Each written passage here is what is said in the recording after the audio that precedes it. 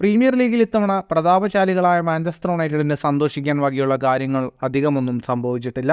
ദയനീയ പ്രകടനവുമായി തുടങ്ങിയ club point പട്ടികയിൽ ഏറെ പിന്നിലായിരുന്നു. ടോപ്പ് 4-ൽ പോലും ഇപ്പോഴും എത്താൻ സാധിച്ചിട്ടില്ല.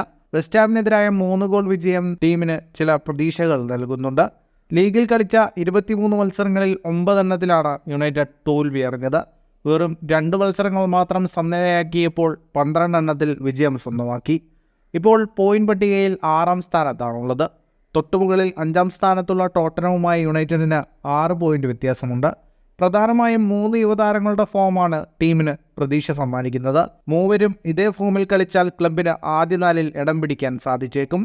അലക്സാന്ദ്രോ ഗർനാച്ചോയും കോബി മൈനുവും റാസ്മസ് ഹോയ്ലുണ്ടുമാണ് മിന്നുന്ന ഫോമിൽ കളിക്കുന്നത്. അർജന്റീനയുടെ യുവതാരമായ ഗർനാച്ചോയും ഡെൻമാർക്ക് താരമായ റാസ്മസ് ഹോയ്ലുണ്ടും മുന്നേറ്റ നിരയിൽ ഗോളടിച്ച് കയറിയാൽ യുണൈറ്റഡിന് ഇനിയും പ്രതീക്ഷകളുണ്ട്.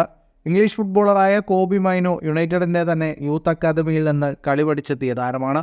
ഫുട്ബോൾ ലോകത്തെ കൂടുതൽ വാർത്തകൾക്കും വിശേഷങ്ങൾക്കുമായി സ്പോർട്സ് കഫേ പോൾ തന്നെ സബ്സ്ക്രൈബ് ചെയ്യുക.